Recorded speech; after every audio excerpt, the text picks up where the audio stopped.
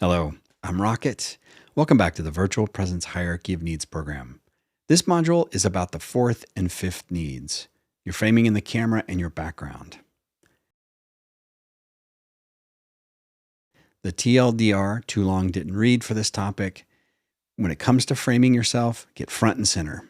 Position yourself in the middle of the camera frame and then try to get it so your eyes are a third of the way down the frame and your chin about a third of the way from the bottom. And note, it's the eyes that should be a third of the way down, not the top of the head. And a rule of thumb for backgrounds, an interesting background is okay. A distracting background takes away from your presence. Work to set up your background so you don't need to use a virtual or digitally blurred background unless it's for a security or privacy situation. Most virtual backgrounds look unnatural. The edges around you aren't perfect and the lighting of your face doesn't match the background. And so as a result, your lizard brain, the amygdala, is going to be triggered thinking something's wrong when it sees that. You end up expending a lot of energy subconsciously tamping this down, and it leads to fatigue, and that can lead to lower engagements from your participants. Now, there are so many cross connections between framing and the background that I decided to combine these into a single video. A specific example is how you're framed in the camera directly impacts how much of your background appears on camera. That in turn defines what options you have to deal with your background. As always, with any of these videos, links to any of the products I mentioned in the video, along with ways to get in contact, are in the description.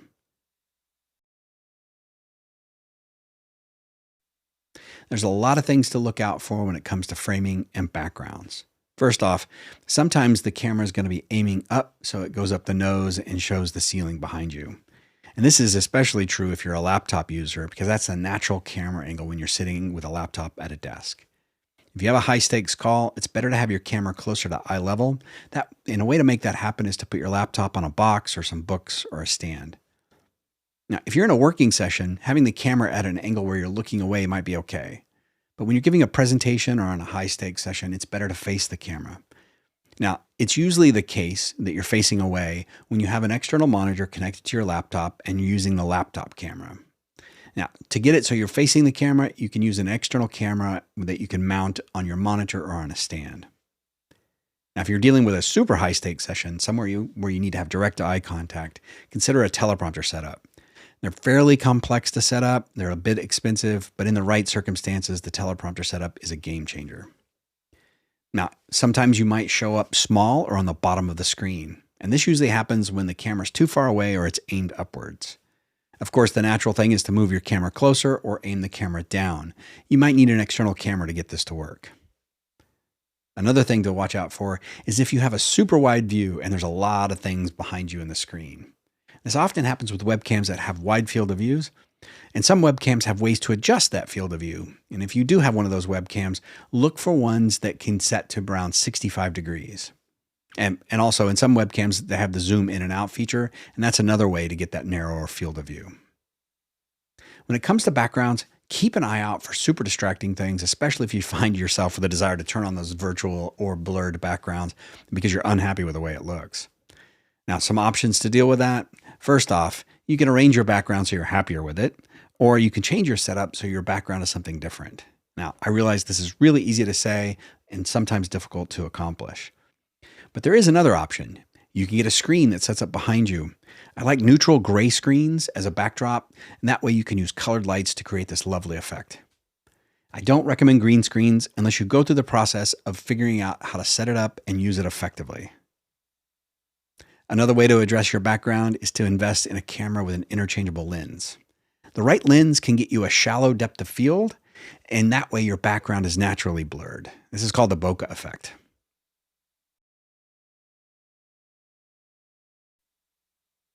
When it comes to framing, this has a direct impact on how you're seen. If you're small in the frame at the bottom, you're going to be seen that way. If you look at the camera, if you look away from the camera, you're going to appear disconnected or uninterested. But if you're front and center, you come across as confident and present. And there's this natural tendency just to open up the laptop, start a call, and let it go. The downside is, unless the camera is raised up, it's going to aim up your nose and show the ceiling behind you, which can be a bit distracting. Also, if you're looking down at the camera, there's a chance you come across as a little condescending or even overly casual. In some cases, it's unavoidable to deal with that. Just be aware of it. When it comes to high stakes conversations and presentations, it's best to have that camera near eye level. Raise it up using a box, a book, or a laptop stand, or you can have an external camera that attaches to a stand or your monitor. When it comes to laptop stands, I like the Rain M stand. These are well made, they look great, and they go for around $40. Now, the ideal framing for you in the video is to have you front and center with your eyes about 1/3 ways down from the top of the frame and your chin about 1/3 of the way up from the bottom. Now, to get this framing right, you may need to adjust your field of view or zoom in your camera. Some webcams have that ability to change the field of view. If you do have one of these, look for a setting around 65 degrees, and that'll bring you front and center. It'll also narrow how much of your background you have to worry about.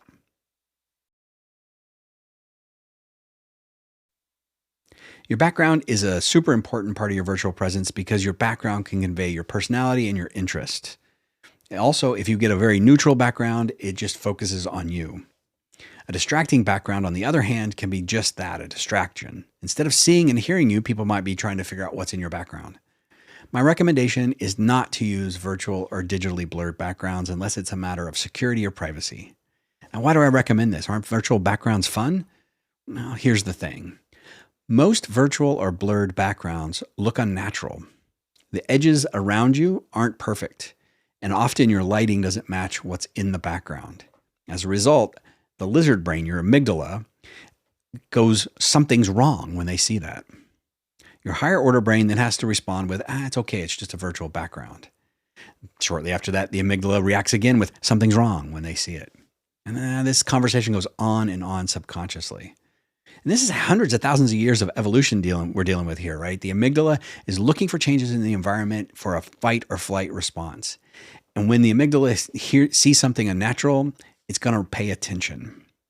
Now, the result of this back and forth between the lizard brain and the higher order brain is after a while, you start to get fatigue. And often people don't know why, and they start to check out. Now, the other reason to avoid virtual or blurred backgrounds is it sends a message that you have something to hide. And this can erode trust.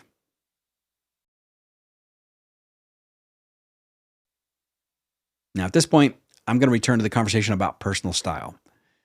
I don't include personal style as part of the specific hierarchy of needs because it's more of a choice than it is a need. In this case, what's in your background is very much a personal choice.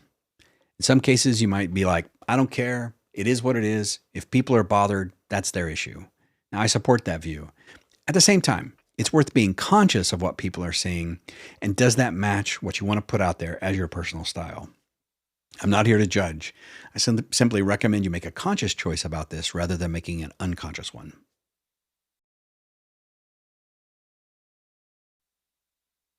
A way to simplify your background setup is to use a privacy screen behind you.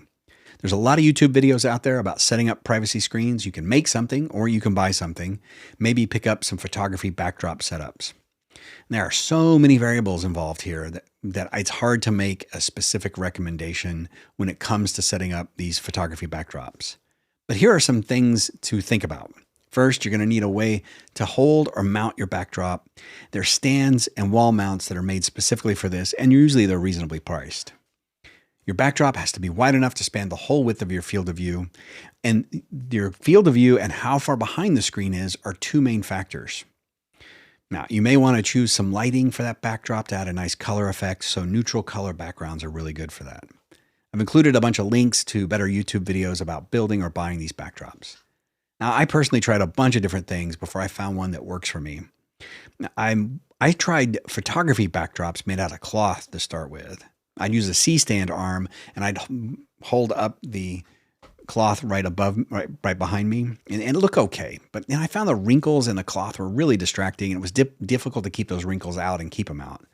And then I had to figure out a way to hold down the cloth because every time I moved or air blew on it, the whole cloth would move. Eventually, I gave up because it was a lot of hassle. But then I heard about the Manfrotto collapsible background. Now, this is a backdrop that comes in a couple of different sizes and it has a whole bunch of different color combinations. The one I found is 6 feet by 7 feet, and on one side it's black, and the other it's a neutral gray. These run between $200 and $300 US, and they have an edge all the way around that holds the material so there's no wrinkles. You might think of getting one of these, and if you do, I recommend getting the magnetic support kit. The support kit has an arm that attaches to the top of the included stand, and on the ends of these arms are two magnets that hold the backdrop. It's easy and fast to set up as well as take down. Now, these magnetic support kits are around $200 US. It's not the backdrop and the kits aren't super portable, but they do have carrying cases. Now, to give you an idea what I mean, I wouldn't casually check these as luggage, but if I was driving somewhere, I might take them with me, especially if I had a high stakes call while I was on the road.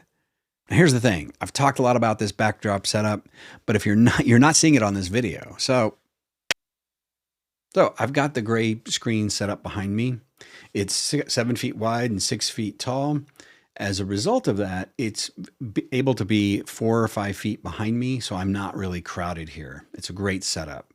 Now, right now you're seeing it without colors. Let me give you a view of what it looks like with the colors. As you can see here, it looks way different than it did before. So I've got two of those Nanlite Pavotube 6C2s. I've got one down here and I've got one up there. And this makes a lot of difference. Now, I definitely recommend if you have some kind of background where you aren't able to turn it on, this is a great option to really simplify how you look. You're also really present in front and center, and people are paying attention to you, not anything in your background.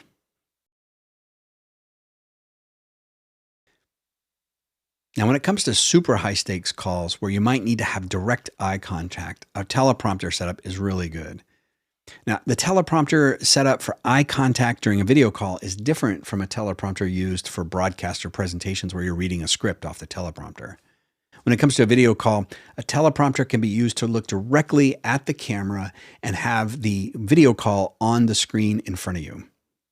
Now, you can appear a lot more engaging to the remote audience, and this can be set up in front of the teleprompter is set up in front of your camera, connected to your computer, and the video conference is on that teleprompter. Now, teleprompter setups are complex and can be fairly expensive, but if you think you might have a use case, get in touch. We can talk about different options.